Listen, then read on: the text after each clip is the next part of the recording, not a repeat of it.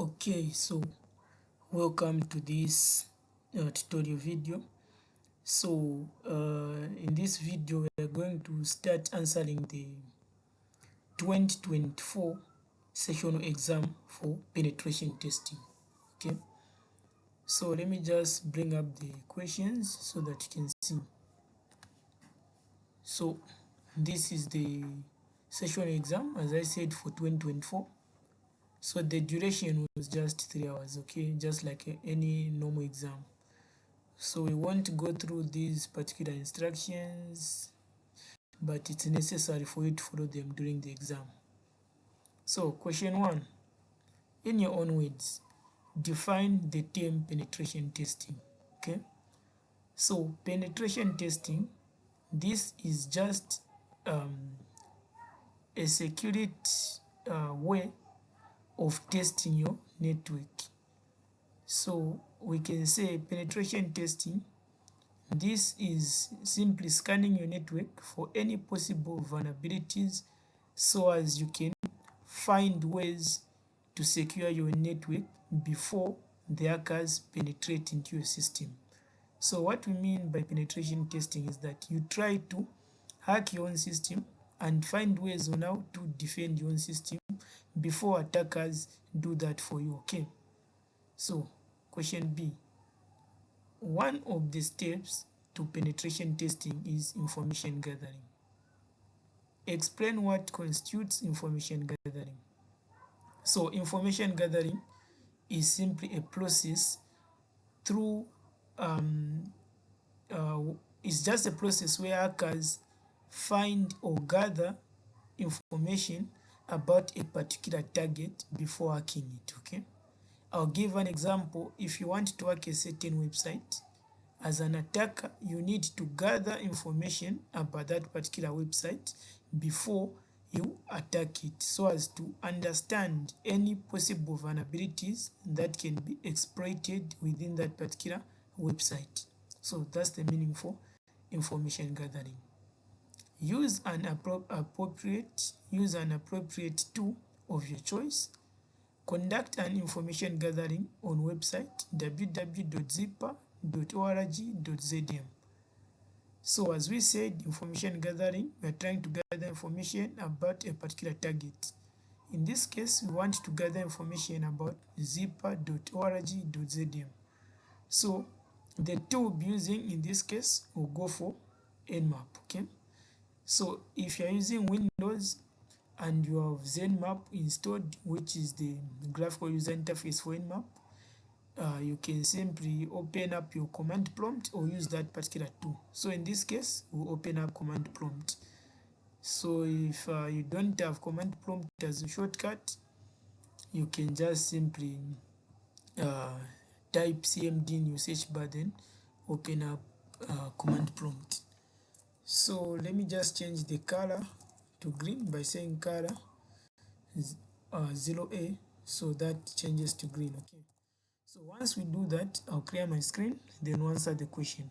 So since we are using Nmap as our tool, I'll say Nmap. So once I say Nmap, now I want to do information gathering about this particular target. Let me say I'm interested in only maybe 100 ports for this particular site. So I want to see those 100 ports, if they're filtered, closed, or open. Okay, so since I'm interested in ports, I'll say nmap -p for port, then I'll put the range from 0 to 100 as I said. Then we need to put the name for this particular website, which is www.zipper.org.zm. So once we do that, Nmap will start scanning. Okay, so since this takes some time, it can take a little bit of time. Oh, okay, anyway, it's done. I wanted to pause the video. Okay, so you can see I've done an information gathering about this particular website, and I've discovered that it's using this particular IP address. Okay, so that's information gathering, and I've discovered that these ports such as 20 is closed, 21 for FTP is open, 22 is open, 70 is open, then 80 is also open for HTTP. Okay, so since I've discovered this, it means that I've done an information gathering about this particular site. Now, what ports, if any, have you discovered? So here we've discovered port 20, 21, 22, 70, and 80 based on our range, which was from 0 to 100. So what services have you found running on those ports? So in this case, port 20 is running FTP data, that's the service. 21 is FTP, 22 SSH, 70 Gopher, 80 HTTP. So those are some of the services that are running on the discovered ports. Okay, what does this information mean to you as a hacker or pen tester? So as a pen tester or hacker, for me, I would target port 21 first. Okay, so port 21, since it's open, it means this FTP, which is file transfer protocol service, is readily available or open for any incoming packets, okay, which needs to be transferred. So because we're talking about files, so as an attacker, we can target this particular open port and send some malicious files, okay, to compromise this particular system. Again, I can target port 80, which is the unsecure version for hypertext transfer protocol, which is HTTPS. Okay, so this is the unsecure version for HTTPS. It means HTTP or port 80 is not secure as compared to HTTPS, which is secured with port number 22 SSH. Okay, so in this particular case, I would try to use maybe cross-site scripting, SQL injection on this particular website, because it's not secure as maybe the organization think. Okay, but I'm not saying it's not secure, we're just trying to answer the question. So what, in your own understanding, is the purpose of open ports we discovered in this site? So for this open port, which is a 20 FTP server, we know that it's for transferring files. Okay, again, same applies to port 20. Then this port 22, which is secure shell, it provides a secure communication when you want to access a certain device remotely.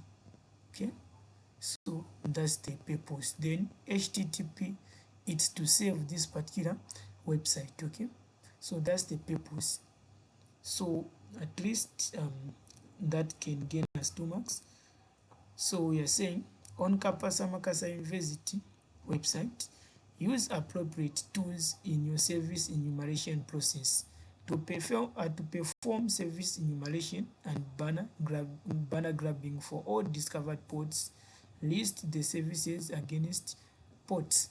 So again, let's use nmap. We say nmap, then we say let me give a range this time for the ports from 0 to 1000. Okay, then we say www.kmu.ac.zn.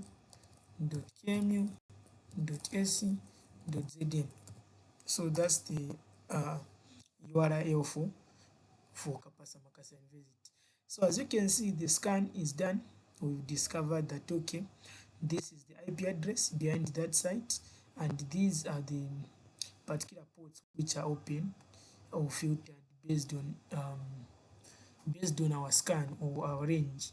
So the question was saying appropriate tools. Yes, we've used the nmap, and now we have to do a banner grabbing. So by banner grabbing, what we mean is that if you identify a port, you need to link it to its service. Okay, so that's banner grabbing. So banner grabbing has already been done if you provide the screenshot. So list the services against ports. Again, you can see that, okay, this port has this service, so on, so on, so on. So again, this question, although it's 9 marks, you can simply use this, then straightforward, you answer everything. Okay, so from your information, what service is running on port 53. So you go on port 53, you realize that the service is called domain. But basically, this domain or port 23 runs DNS, okay? Domain name system. So DNS runs on port 53, but here they just say domain. So that's the service. So no wonder it's 1 mark. Straightforward. What advice can you give KMU for exposing port 53? Okay, so since this port 43 is open for this particular site, which is for Kapasa Makasa University, I would say they need to put some security to their domain name system.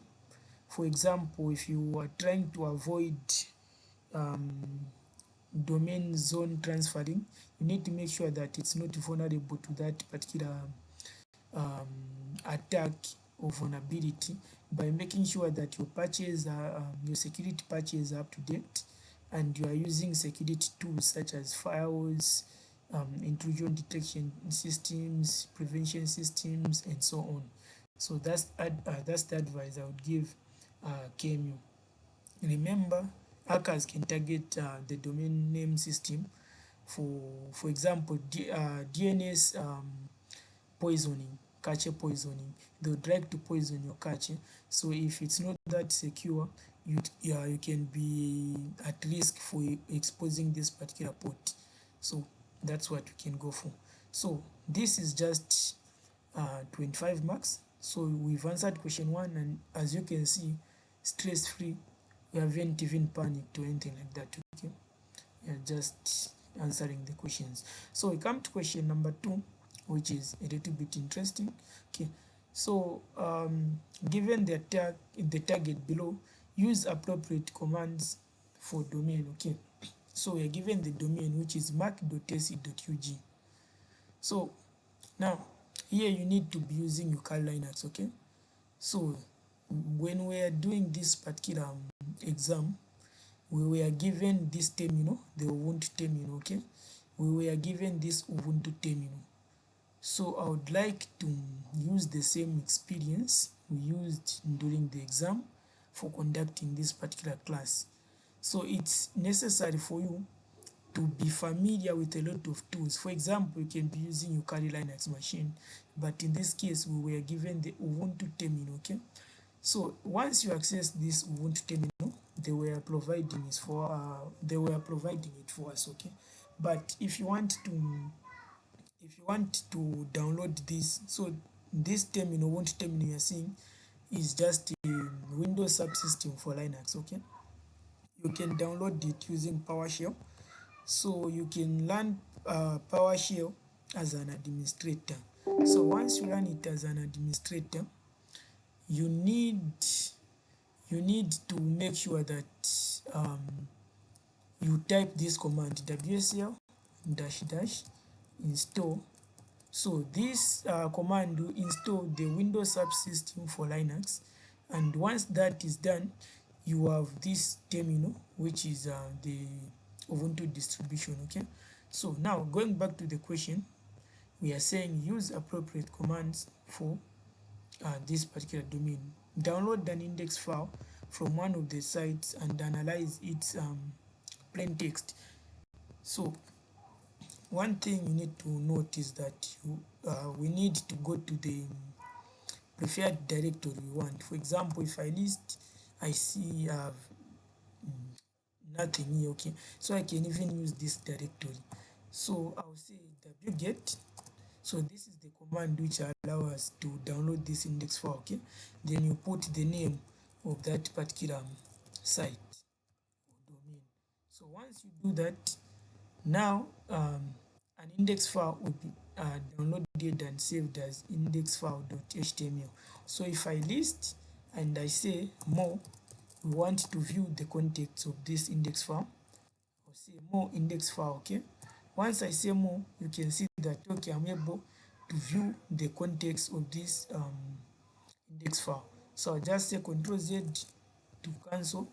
Now going back to the question, you're saying download an index file from one of the sites and analyze its plain text. You can see that we've analyzed the plain text of this index file, after downloading it with the wget, and we viewed this particular text by using a more command, okay? Or we can simply use this command to view it, cat, then name of that file, which is index.html. So we can see we viewed everything. Now cat views all this document or the index file at once, but more you view it in stages. No wonder I went for more. Okay, so let me just clear my screen once more, then I list so that we see that we have the index file.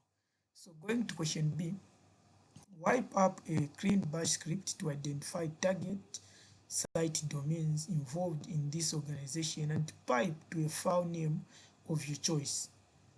So for us to identify these subdomains, we need to say cat then index.html because we want to view this particular file. Okay, then we say grep pipe grep. Okay, so grep searches for something, so we want to search for the href. Remember, sites linked to this particular href. Okay, then after that we'll say cat dash d, then now we'll specify a slash because we are not really sure of the things we are trying to search. Okay, so dash h3. So after we do that, I'm going to say pipe then grep. Now here we'll specify the domain we are given. For example, we have mac.sc.ug. So after we specify that particular domain, now we need to simply say more. Okay, so this command, which is cat index.html grep href then cat dash d dash f3 grep this domain, will enable us to find the subdomains. So once I click enter, you see that a lot of subdomains have been discovered. Now the thing is that we don't want a lot of these subdomains. Okay, we want to clean them up so that we can understand them. So for us to clean them up, I'll say up to bring back that previous command, as you can see. Then I'll get rid of the more and I'll say cat dash d. This time around we'll use these particular symbols, not these first ones we used. Okay, then we'll say dash f1. So once we do that, now I'll say sort because we want to sort these particular things. Okay, sort dash u, then we need to pipe it according to the question. So piping is more like we're creating a file where we are going to save the cleaned or the sorted URLs. So for example, I can say mark subdomains subdomains.txt. Remember, text is a text file, mark is the name of the domain, then subdomains, we're just specifying that okay, we are saving these subdomains. Okay, once I click enter, this file will be created. If I say list, you can see that mark subdomains.txt has been created. So I need to cut that particular file to view it. Okay, we say cut mark subdomains.txt. Once I do that, you see that okay, now these subdomains are cleaned and I can now view them nicely. Okay, so let me clear my screen once more. So now this question has been answered. Now we come to question C. Wipe up another bash script to perform a ping swiper to discover their live servers or PCs behind those domains, services, and paste the scan results. Okay, so remember, here we discovered the subdomains. Now they are saying we need to ping those subdomains. So first of all, we need also to discover the IP address behind those subdomains. Okay, so to do that, we're going to write a bash script. So one thing you need to take note is that you need to know the shell we are using. So in this case, if I say which shell, so this command will enable us to know the shell we are using. We can say we are using a bash shell. Okay, so that's one thing to take note first. So I'll say nano, we are trying to create. Okay, we are trying to create a shell, executable shell, which will be used to perform this particular task. task. Okay, so say nano. Now name of our file, so we can name it either mark subdomains. Now subdomains IPs, I'll say ips.sh. Why sh? Because we want to make it a shell. Okay, sh for shell. So once I click enter, we'll say hashtag, then exclamation mark, slash bin, slash bash. Remember that was the directory. Okay, so this is called shebang.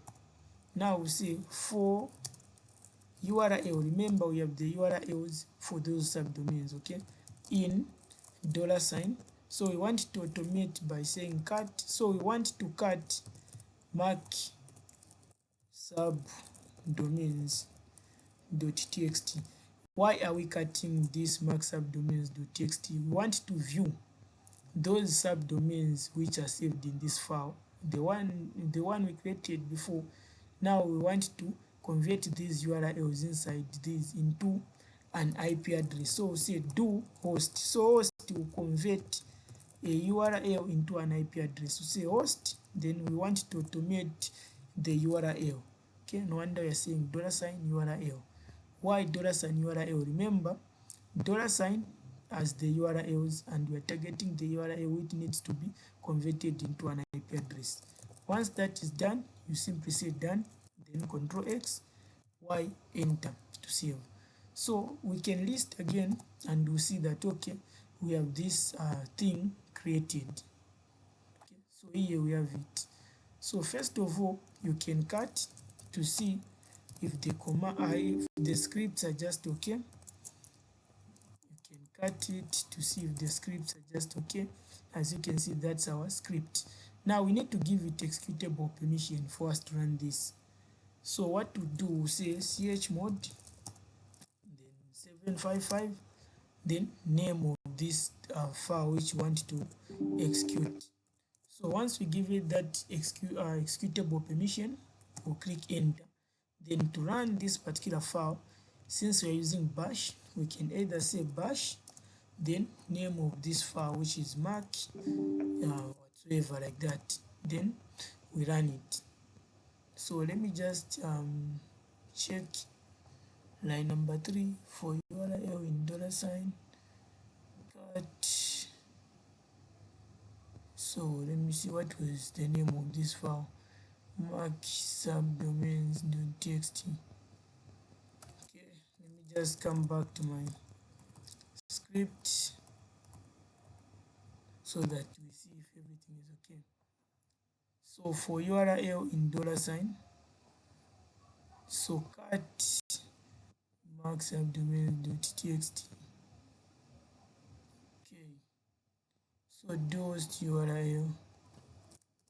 Yeah, so we need to make sure okay, so I understand. So since we are using this command which says host command not found, okay, so here it means that let me just install this particular command, sudo apt install. Let me just try to do that. So my password is a little bit longer. So that's the drawback of using like some tools again if they are not updated. Okay, but if I use my preferred tool, we couldn't have these errors. So let's try to run that again. So as you can see now, after we've installed that host thing, you can see that now we are able to convert this particular domain with its IP address, this particular domain with its IP address, a particular domain with its IP address, and so on. Now this is just the first step. Now we need to make sure that we clean these IPs. Okay, we clean these IPs. We just want the IP addresses only. Remember the question here the question is telling us that after we clean that bash script, we need to pipe it. That was the question. Now here we want to ping, so we cannot ping a domain along with its IP. We just need an IP address. Okay, so we will say up, then up until we find this. Okay, then we need to modify some stuffs. So here what I'll say grep. So we want to look for, so dash o. So take note of this grep dash o. Then here we'll put these symbols, open and close the square bracket. We'll say a to z, small letter a to z, 0 to 9. Okay, once we reach 9 we put the underscore, then slash, then here we'll put a forward. Okay, then I'll put a star, then we'll say slash, again we'll say dot star. Now the domain we were given was mark.ac.ug.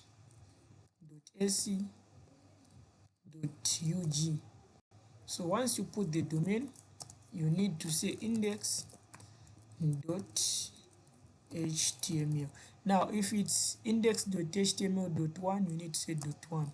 so after that we need to sort. We say sort dash u. Remember we are sorting because the thing we have is actually like not sorted out. Okay, want to sort it to only have IP addresses. So here we say pipe grep, so as address. So you want to take the IP addresses only. Okay, then we say pipe cat dash d, then dash f4. Okay, line number 4. so once we do that, we need to save this by saying Ctrl X, Y, enter. Remember we need to execute this thing again by saying dot slash the name of this file. So once we execute this, you can see that now we are getting IP addresses only. Okay, so we need to provide these IP addresses. Now the question was telling us to ping. We haven't yet started pinging, but we've discovered these particular IPs. Now we can target any IP address. For example, this IP address. If you can see, this network address is not changing. So this network has a lot of hosts, as you can see. But this network is not that much common, but this for 196 is common. So let me target this one because it's a little bit common. As we can see, this network is common. So here we say nano, we want to create a file. Okay, so the name of the file we are creating this time around, we are calling it we want to say echo. We want to echo. So echo, what echo does is that it gives us back a certain response. So we want to echo this IP address with a certain range of hosts so that we can see which one is live according to the question. Okay, so once we do that, we say hashtag exclamation mark bin slash bash for shebang. Then we'll say for IP, now we change to IP because of the IP address. For IP in $, want to automate. So sec for sequence 0 to 10. Okay, I just want to see if I just want to echo 10 hosts, 10 hosts. Okay, so I'll say do echo. Remember, want to echo. Now what are we echoing? The IP address. So we'll automate by saying $IP, the last part, because the network portion doesn't change, but the host portion does change. Okay, so want to automate the host portion. So once we do that, we say done. Our job is done. So Ctrl X, Y, enter on your keyboard to save that. So we need to give executable permission to this particular file. So we say chmod. Now this time around I will use plus X to give it executable permission. So plus X, we are including executable permission. Okay, then echo, or you can use the first one we used, that 755. So once we click enter, it's executable. We can say we can run this by saying dot slash the name of that executable thing. So as you can see, the echo has enabled us to echo these things from 0 to 10 based on our sequence. If you can see, if I say cut echo, if we check again the command I said, the script from 0 to 10, wonder it's echoing, this host portion is just changing from 0 all the way to 10, but the network portion is not changing. Now let me just copy this, so now let's ping, okay, let's ping this using this bash script. So I'll say nano. Now I'll change the echo to ping. I want to customize my things, okay, I'll change it to ping. So let me paste that thing, okay. Remember, now we don't want echo. Here I'll say ping. So if I say dash c, um dash c, it means I want to include ICMP messages, then dash say w1, because I want to make sure that we are going stealth, then dash q for quiet, okay. So I want to reduce the traffic so that they cannot notice that I'm pinging their site. We are going stealth. You know what I'm saying? Dash w1, then q for stealth mode, okay. We want to go quiet.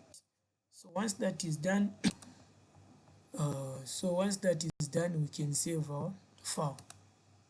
So C1, here we need to say C1, okay. So we'll say Control X, Y, and enter.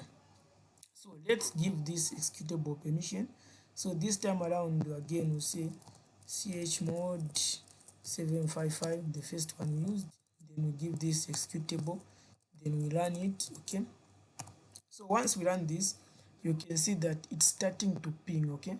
It's pinging the first IP, the second IP, third, fourth, until the last one, which is the 10th, based on our script. So all these things you are seeing, we have received 0 0 0 0 0 0, again 0 0 0 0 0, so far 0. It means that you haven't discovered any live PCs, okay. These things are not live. But if we increase this range from 0 maybe to 100 or 256 or 255, you will realize that you find some live PCs. So let me just do that. Let me modify it so that you can see what I mean. Let me just say 100, then I'll cancel when we find anything live. So if I say 100 and I run this again, it will start pinging all the way to 100. So let's notice if these zeros will change to maybe received 1. So these packets, if they're receiving 0, it means that that particular thing is not live. So you can pay much attention, but since we are just answering the question, it's not necessary to show these things. You just need to show the screenshot where you discovered something live, okay. So since we are still waiting, now remember the question, we can also discover live servers and so on. So we'll go to that again. So let's just give patience so that we try and see if we can discover. So we are at dot 47, dot 49, still no anything received. So it can take a lot of time if you ping a lot of things, okay. No wonder we are going still, so that it can be fast. So far nothing. 68, 69, 70, 71, 72, 73, 74, 75, 76. So hoping we can find something live. So okay, so nothing is live so far. 91, 92, 93, 94, 95, 96, 97, 98, 99, 100. Okay, so far nothing is live, okay. But if you remember, okay, so I was saying, if you can remember, let me just list the things we have. So if you can remember the subdomains where the IPs, if I run this thing which has the IPs, this one, you realize that the IPs, if you can check here, the hosts which we are available, which are live, we have 108.39.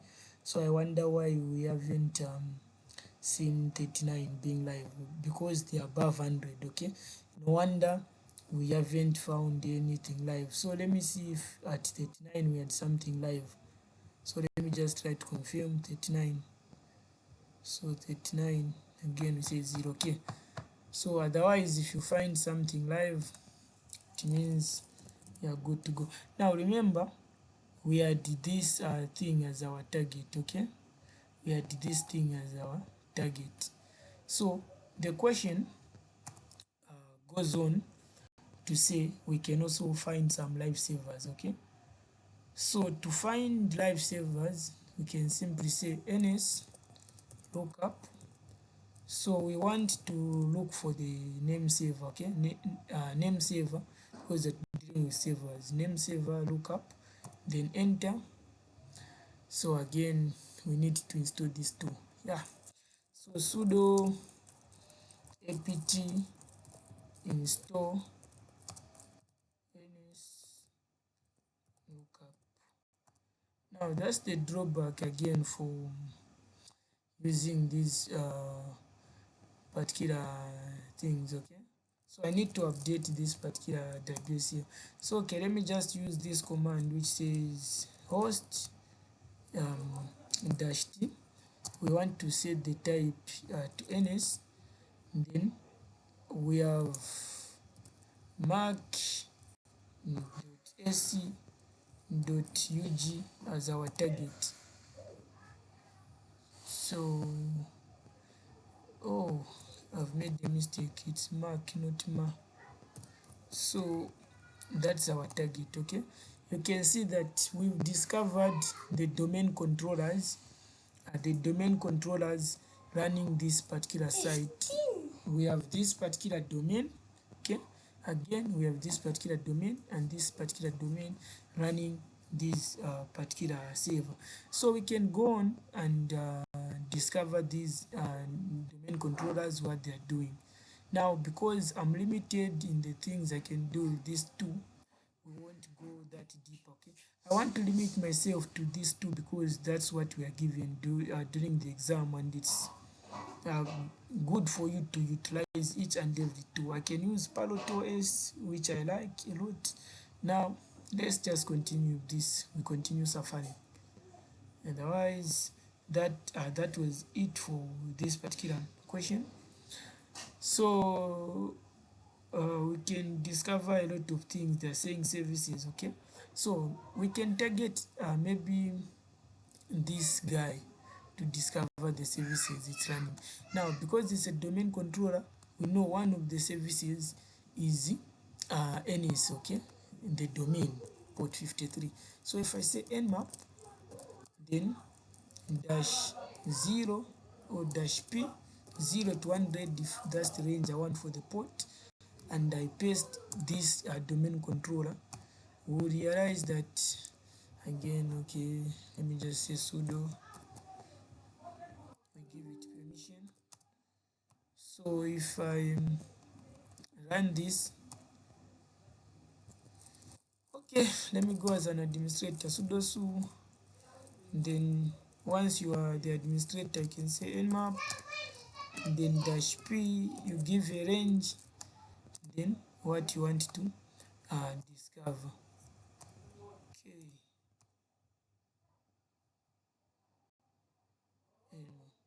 so again we don't have nmap, it has disappeared. Sudo atp install nmap. Oh, I was using command prompt at first. Okay, so let me just install this to nmap. Okay, so once we install these two, everything will be back to normal. So that's the drawback of using, if they just give you something at random, you need to start installing some tools. So these were some of the challenges, and I'm happy that I'm doing this video using this particular thing so that we can see the challenges we are facing and how we can get rid of these particular challenges. So as I was saying, the service, if we target this particular name server, it will be domain. So yes, we've discovered some services. So now we are done with this particular question. We got question number 3. We are almost done.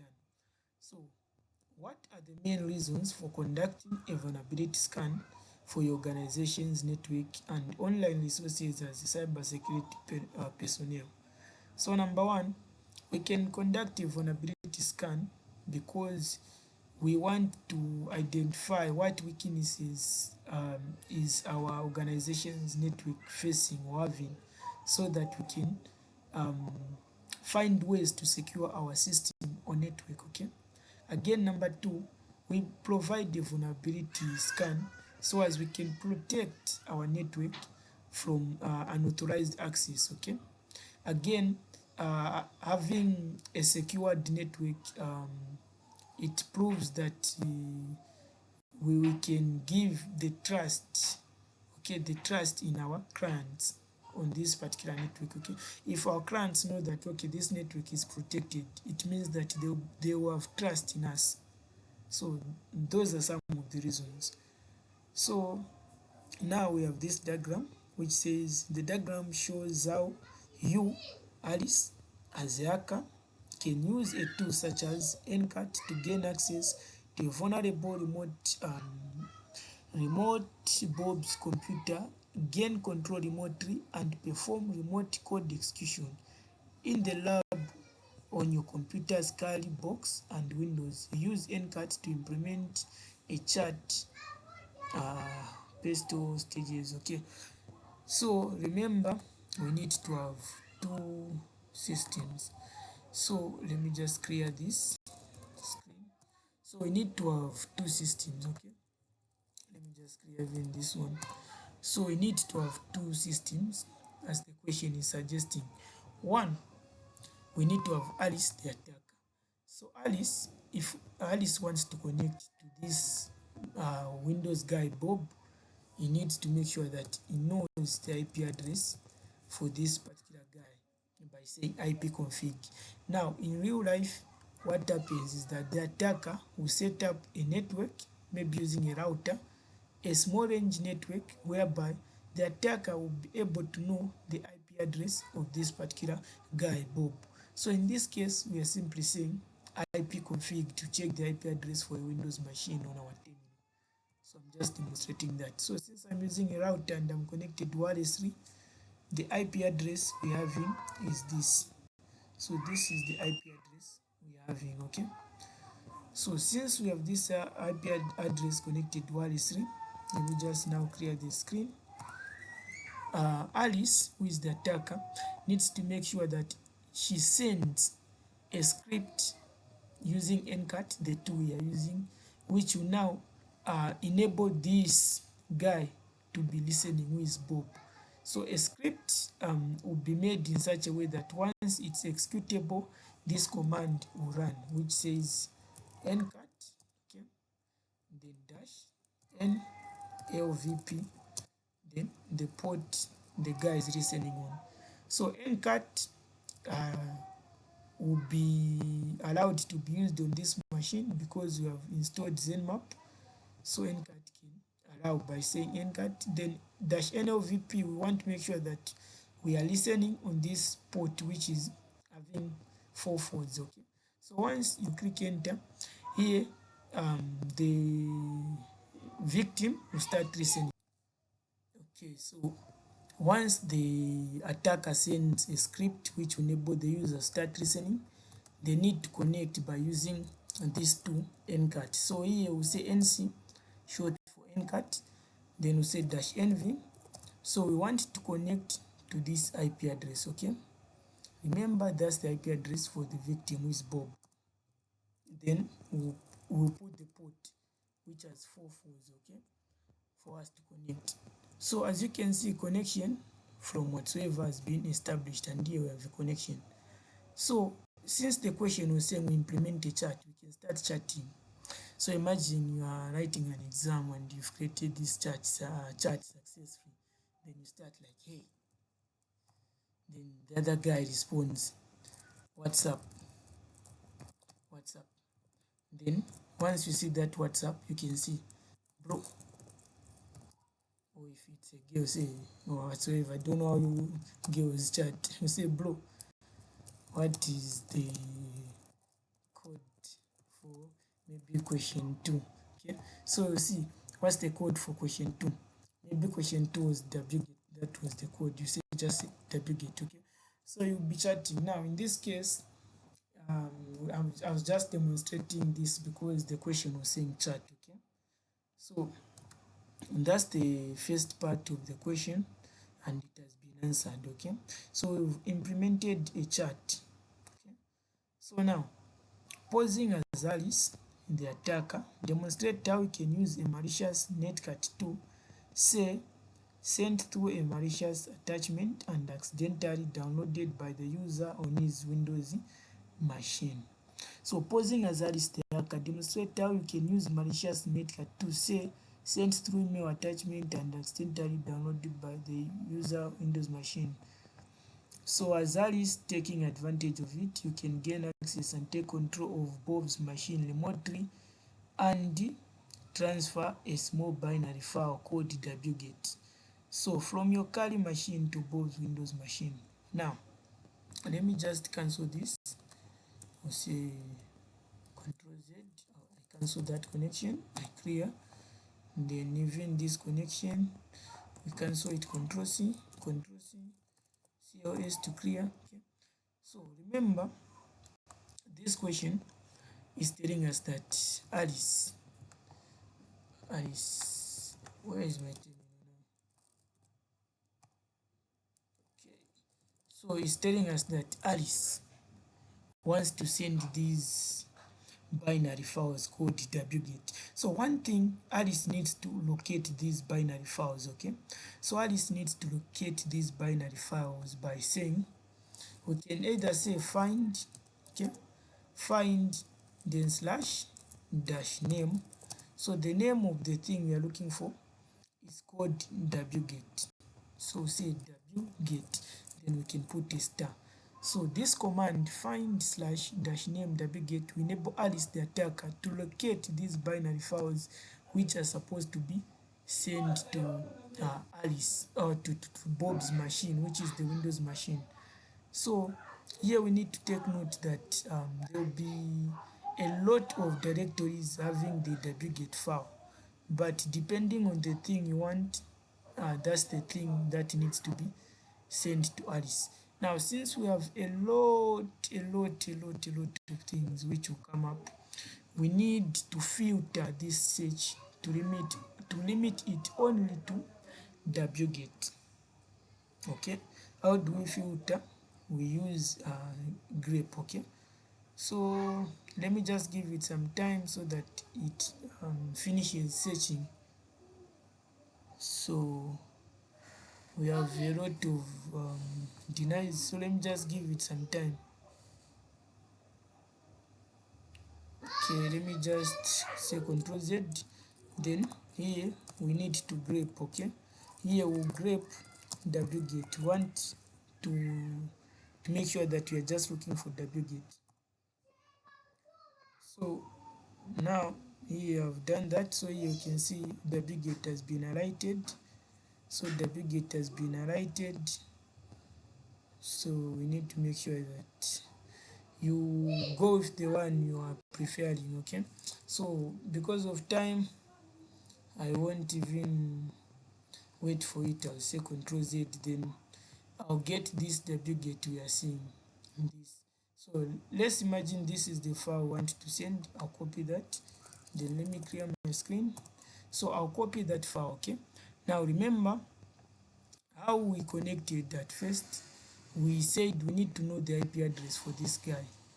So if I say IP config, I want to check the IP address for this guy, assuming that we already know the IP address. So that's the IP. Okay, so since this Alice the attacker wants to send those binary files, we need to say nc. Okay, So nc dash nv, remember we are connecting to this guy who is 192.168.10.2. That's the IP for Bob. So now since we are connecting to this guy, I need to connect a specific port. For example, 1234. So that's the port. So this port needs to send. So we will be using this less than sign, less than, to send a particular file or path. So since we are sending this file, I'll just attach the directory where that file belongs. Okay. Now you need to take note of one thing. Where the user or the target is located, that's where the file will be received. Now in this case, let me just say clear. Okay, let me clear this screen and I'll say dir so that I see the directory I'm on. Let me just go to the desktop. I'll say cd desktop. Okay, so why am I going to the desktop? Because on my desktop I don't have any files. Okay, so this file I'm sending, I need to say ncat first of all, because we want to be connected to this guy, dash n lvp. Then after dash n lvp, we need to specify the port, which is that port.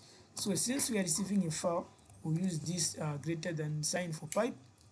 Then we need to create a file. So this enables us to create a file where this binary will be now saved. So for us to do that, we need to give it any name. For example, say received. We can say received file dot txt. So we are creating a text file which will be now the thing which will be received to that particular thing. Now this file, which is called received file.txt, needs to be existing on your Windows machine. So if you want, you can simply create it here by saying new, then text file. You can say received file. Okay, received file.txt.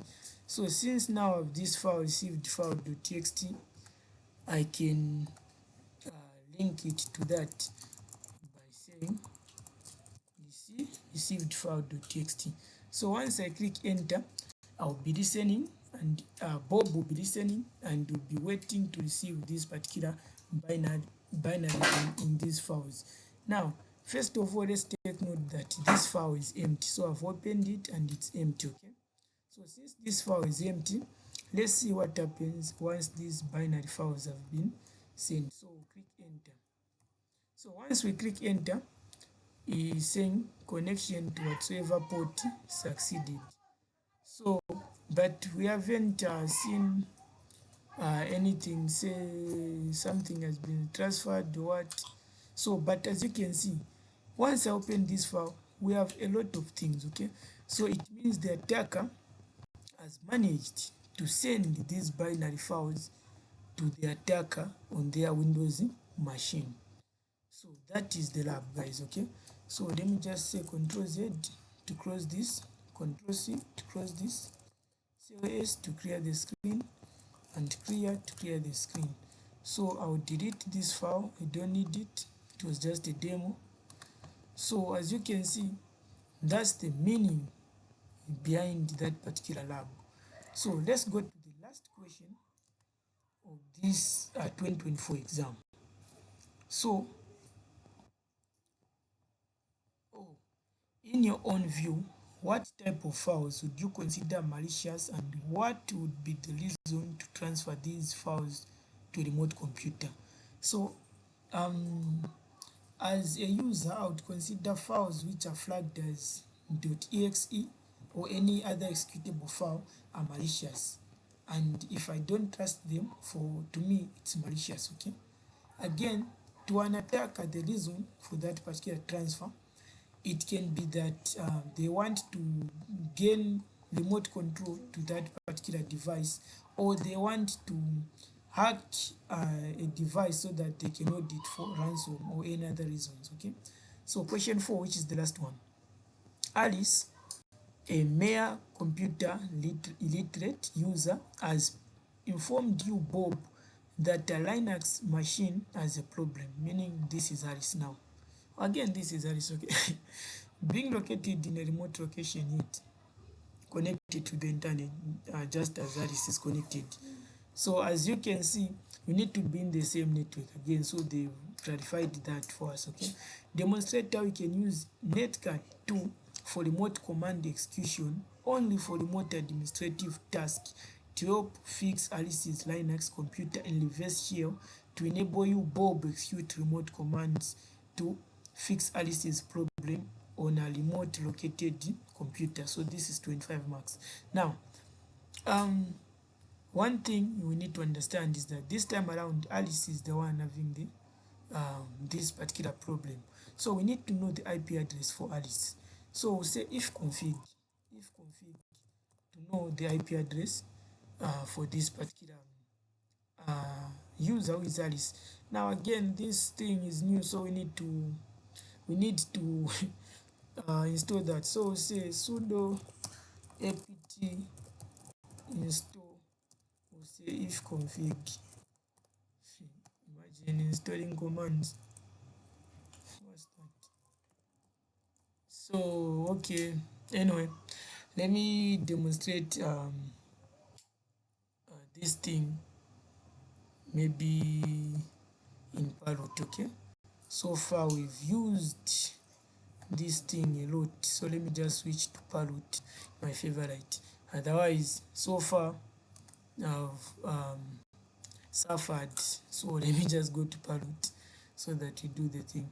Okay, so we need to check the IP address. We can say IP config. Now this one is updated, so we don't expect to see any challenges. So once we save config, we'll check for our IP address, which is this. So in the first step is that Bob needs to tell Alice that check your IP address with this command. So at this point, uh, Bob will know the IP address. So since Bob knows the IP address, he needs to again tell Alice. They need to communicate in some way. He needs to tell her that okay. He needs to tell her that okay, use this command for you to be listening on a particular port. You tell her to say nc dash nlvp, then this is the port we'll be using. So we'll say dash e for execute. Okay, so we want to execute this particular shell. Remember, this is a bash shell and it's located in slash bin slash bash. Okay, so this is the shell we want to execute. Okay, so now before I even execute, let me just go back. Here I told you that to check the your shell, you can say which, then $ shell. So to check your shell, so you can see the shell is bin slash bash. So we want to execute this shell. Okay, and I was saying nc dash nlvp, then we are listening at this port, then we want to execute it at dash e execute, then we want to execute this bin slash bash. Okay, so once this is done, now bob now now Bob needs to make sure that he also enters this command ncat ncat then dash nv. Now the IP address for Alice, then the port they'll be connecting to, which is this port. Okay, so once that is done, Alice can now be listening. Then once Alice is listening, Bob will connect. So once that connection is now done, it means at this point this Windows machine, who is Bob, has access to this Linux machine for Alice, and he can help her fix this machine. For example, he can list to see the files which are located in this machine. we can see we have the desktop. So if I go cd desktop, we'll realize that okay, in the desktop we have this readme file, RISACTF2 whatsoever. So these tools belong to this particular shell. So if you want to confirm, let me just go to my Windows Explorer, and you see that here I have a Linux, okay, distribution. Then this Linux have parrot and wound. So under parrot we have this home tab. Then under tab we have Soko James. Then under Soko James we have desktop, okay.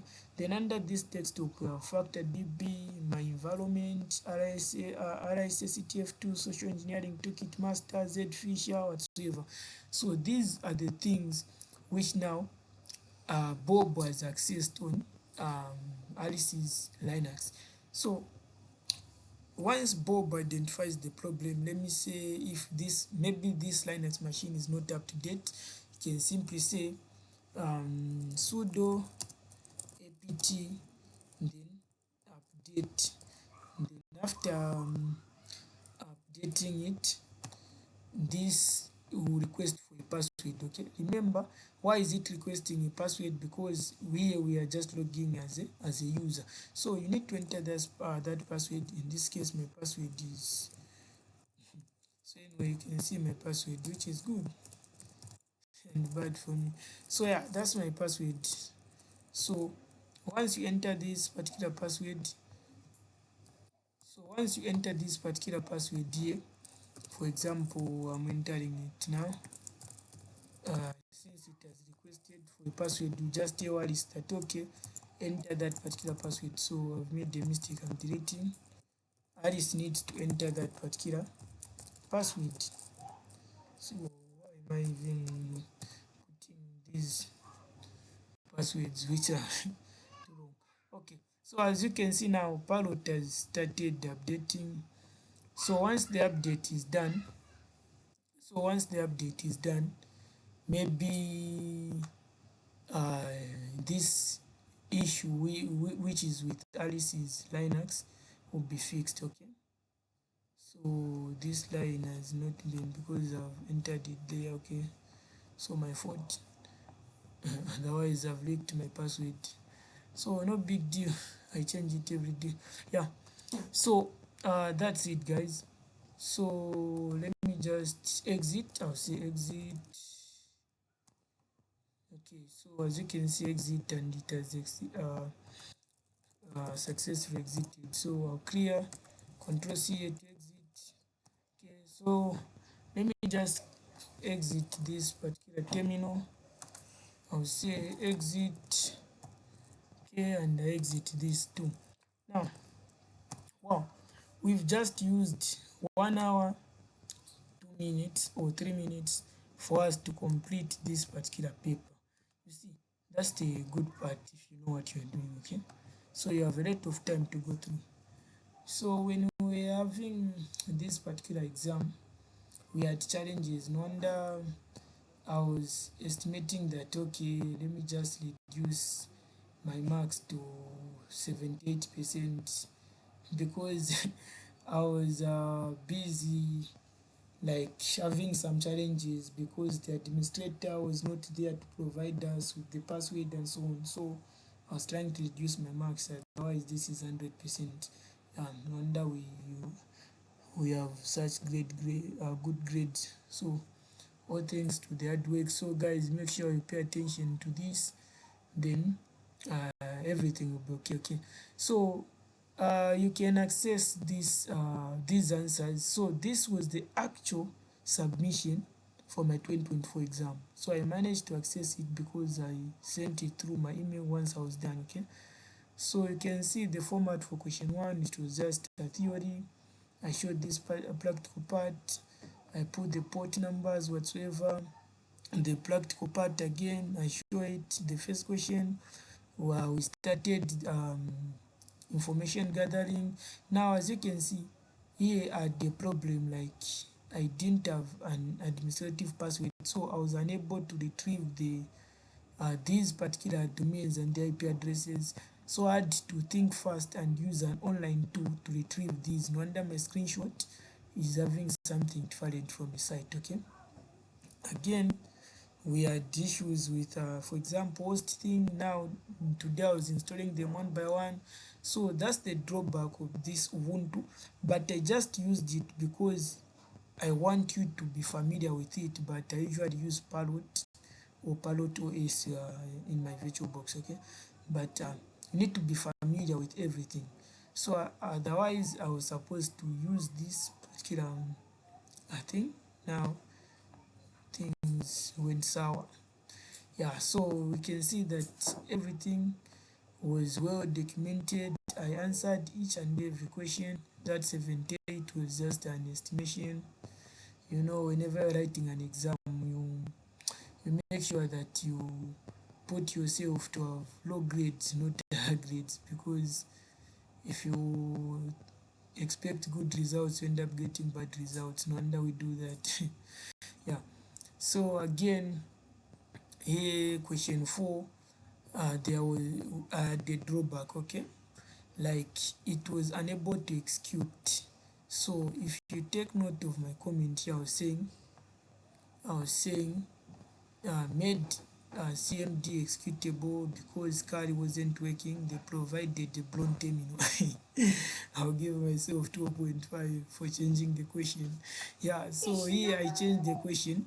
Instead of executing a Kali terminal on my Windows terminal, I executed the Windows terminal on my Kali terminal. Okay, so here I changed the question. As you can see, the executable terminal was .cmd. Okay, cmd.exe is the one which is executed, and thank goodness Mr. Siantala marked this as correct, because I'm sure he was just looking for if we know what we are doing, and yeah, we knew what we were doing. So this is Soko James representing KMU Cybersecurity Tutorials, and I'm glad that I've done this in one shot to cover this 2024 session exam. Thank you. See you in the next video, hoping that we continue delivering these quality tutorials, and make sure that you understand to your own benefit. Thank you.